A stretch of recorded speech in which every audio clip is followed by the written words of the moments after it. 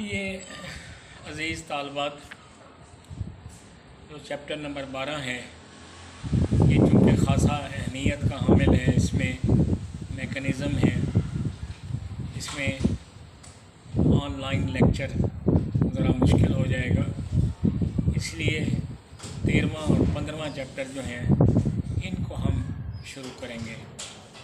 और पहले 13वां चैप्टर, ये चैप्टर कार्बोक्सिलिक एसिड के बारे में है। और आपने कार्बोक्सिलिक एसिड को पढ़ा है कि ये ऐसे कंपाउंड हैं जिनमें कार्बोक्सिल ग्रुप होता है, COOH।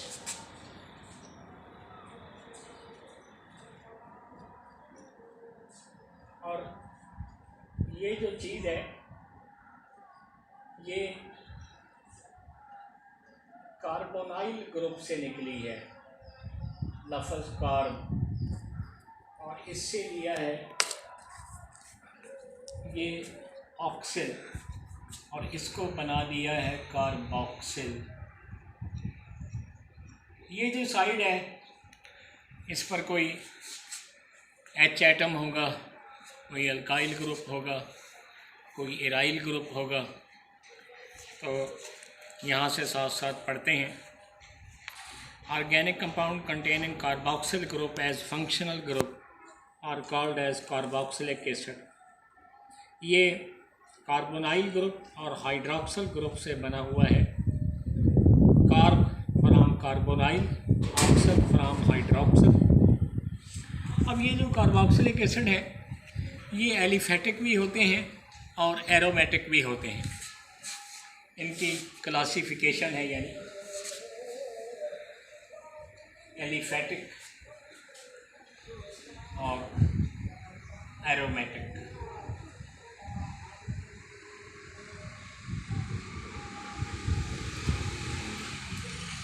एलिफेटिक में आगे मानो ये जो फार्मिक एसिड है, जो हमारा एसिटिक एसिड है, ये जो एसिड हैं ये मानो एलिफेटिक कार्बोक्सिलिक एसिड हैं।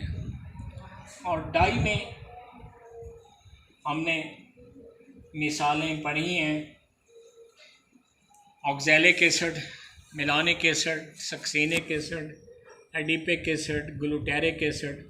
नॉमेनक्लेचर में बहुत तफसील से इनके बारे में पढ़ा है। बाकी ये जो एरोमेटिक हैं इनमें आगे भी इसी तरह मानो ये जो बेंजोइक एसिड है ये इसकी एग्जांपल है। और डाई ये भी हमने नॉमेनक्लेचर में पढ़े हैं। ये 1,2 बेंजीन डाई कार्बोक्सिलिक एसिड।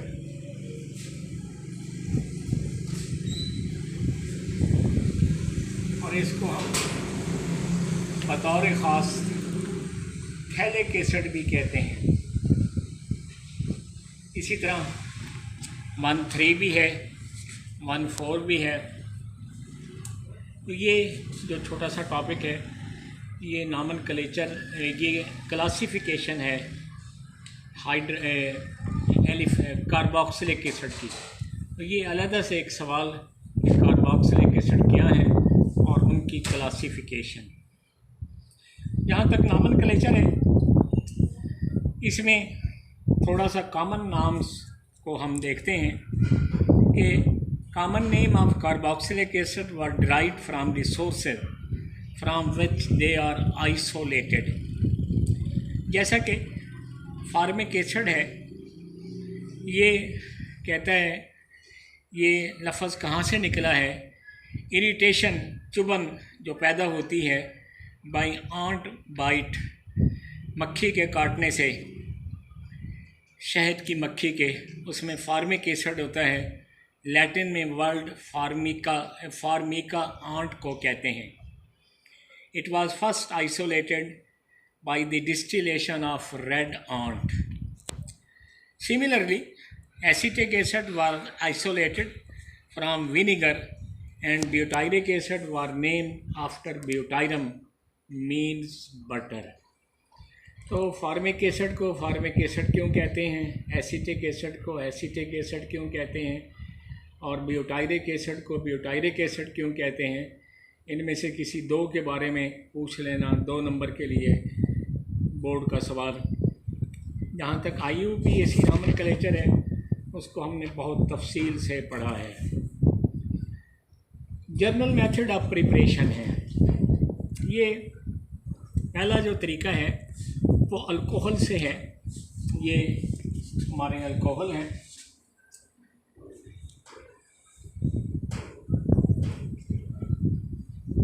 इनकी जब ऑक्सीडेशन होती है,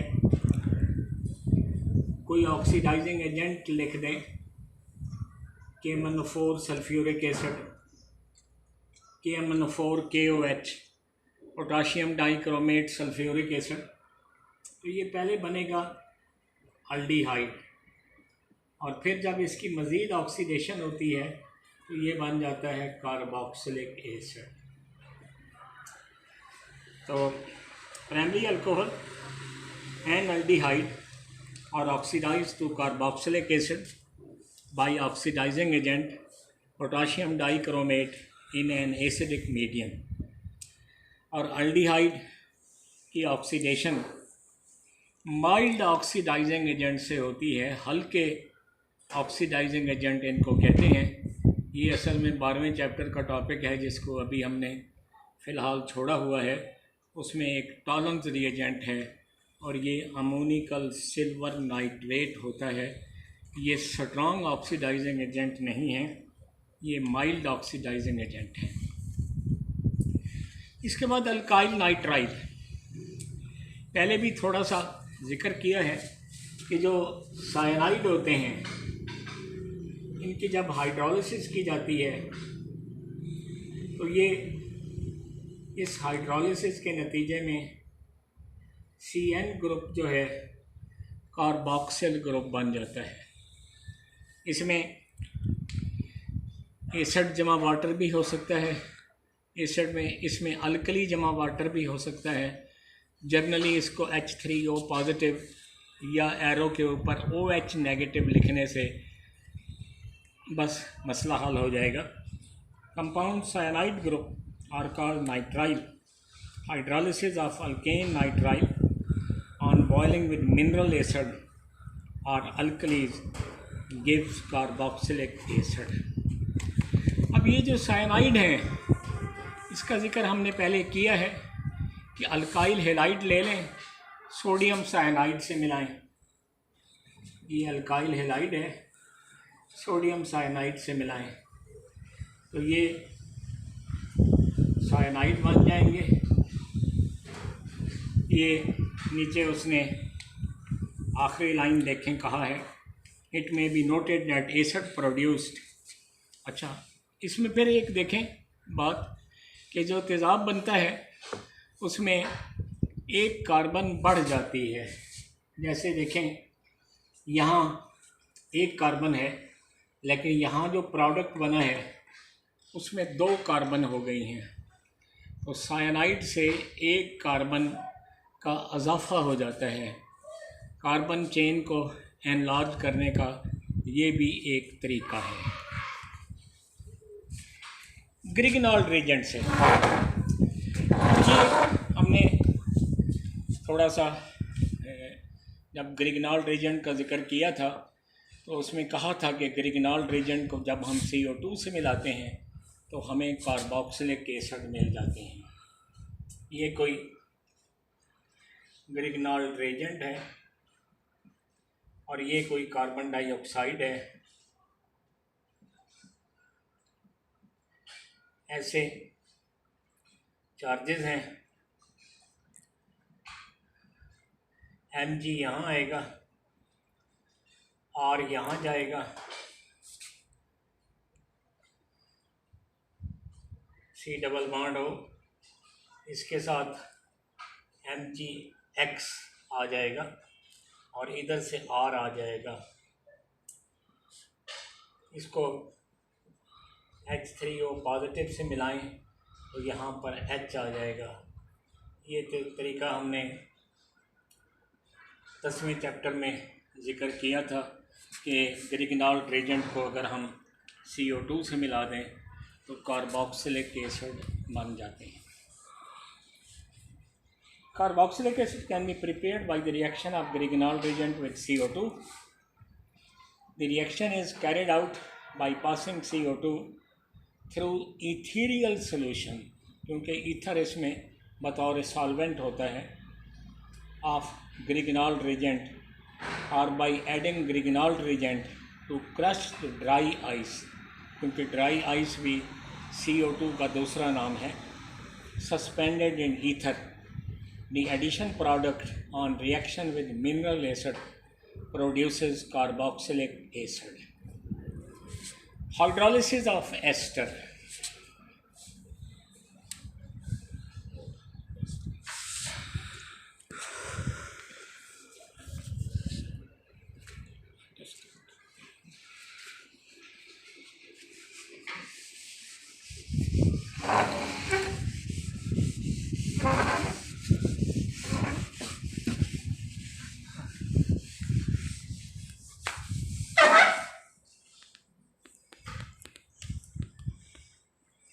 हाइड्रोलिसिस ऑफ एस्टर के नाम से एक और तरीका, ये कोई एस्टर है,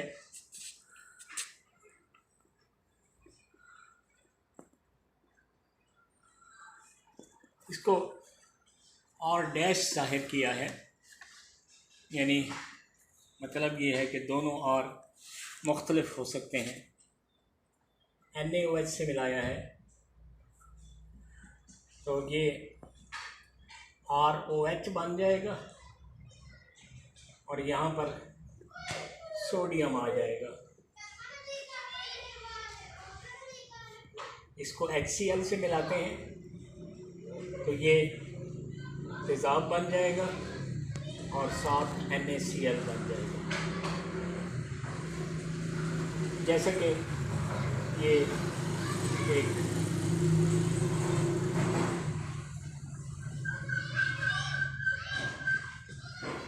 मॉलिक्यूल है, इथाइल एसीटेट इसका नाम है, इसको हमने NaOH से मिलाया, इथाइल अल्कोहल बन गया और यहाँ पर सोडियम आ गया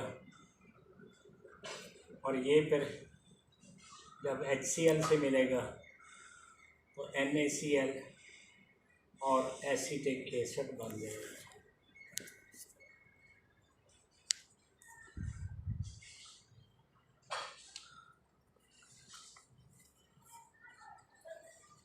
तो the appropriate ester on boiling with concentrated sodium hydroxide yield sodium salt of the acid. Resulting salt when treated with HCl give the free carboxylic acid. फिर इसके बाद है अल्कीन की क्लीवेज। ये कोई अल्कीन है,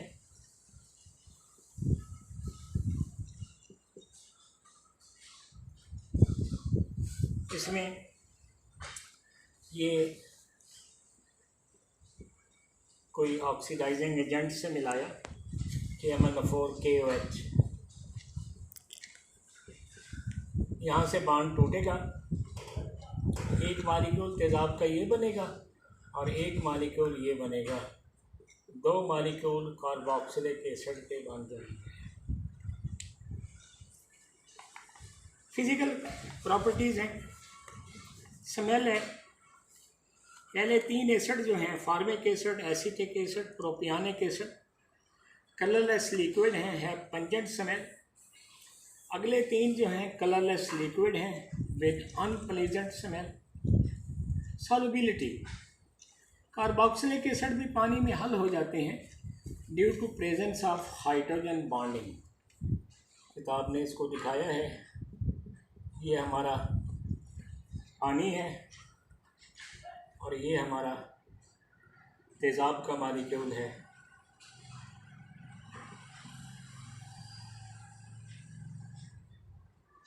तो यहाँ पर हाइड्रोजन बॉन्डिंग बन जाएगी और इसलिए हम कहते हैं कि एलिफेटिक में पहले 4 मेंबर जो हैं वेरी सॉल्युबल इन वाटर हैं ड्यू टू हाइड्रोजन बॉन्डिंग, और ये सॉल्युबिलिटी डिक्रीज़ होती है with increase in molecular mass.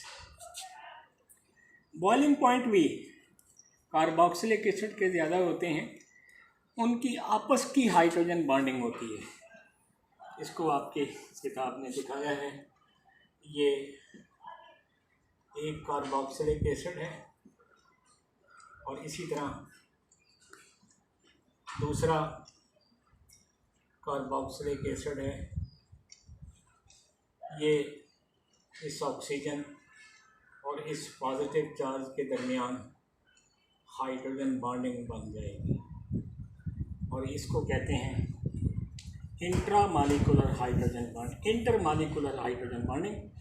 The boiling point of carboxylic acid are high due to intermolecular hydrogen bonding. Molecular mass determination in non-polar solvent like benzene shows carboxylic acid has exist as cyclic dimer। Melting point है, melting point भी इनके बढ़ते हैं with increase in molecular mass. Melting point उन carboxylic acid के जिनमें even number of carbon atom हैं उनके हाई हैं then the next lower and higher member containing odd number of carbon atom, यानी जो जुफ्त वाले हैं उनके ताक वालों से जो बॉइलिंग पॉइंट हैं वो ज़्यादा होते हैं। इसके बाद थोड़ा सा हम 15वें चैप्टर को देखते हैं और उसमें मेरा ख्याल है ये 15.3 से है आपके सिलेबस में।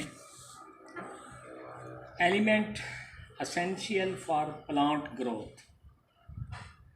2 किस्म के एलिमेंट होते हैं, एक ऐसे जो थोड़ी मिकदार में चाहिए हैं उनको कहते हैं माइक्रो न्यूट्रिएंट, और एक ऐसे जिनकी मिकदार ज़्यादा चाहिए होती है उनको कहते हैं मैक्रो न्यूट्रिएंट।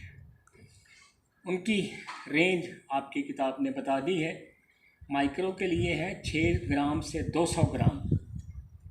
ये अगर मिकदार इससे ज़्यादा हो जाए तो पौधों में बीमारी का ख़तरा होता है। और मैक्रो न्यूट्रिएंट जो हैं उनकी मिकदार है 5 kg से 200 kg। तो ये सवाल पेपर में इसी अंदाज से माइक्रो न्यूट्रिएंट क्या हैं, मैक्रो न्यूट्रिएंट क्या हैं, उनकी रेंज बताएं, उनके नाम बताएं। The nutrients which are required in very small amount for the growth of plant.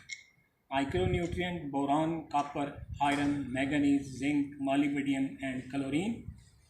Only minute amount of these elements are needed for healthy plant growth, and it may be dangerous to add too much quantities because they are poisonous in larger quantities. They are required in quantities ranging from 6 gram to 200 gram per acre. Macro, the nutrients which are required in a large amount for growth of plant.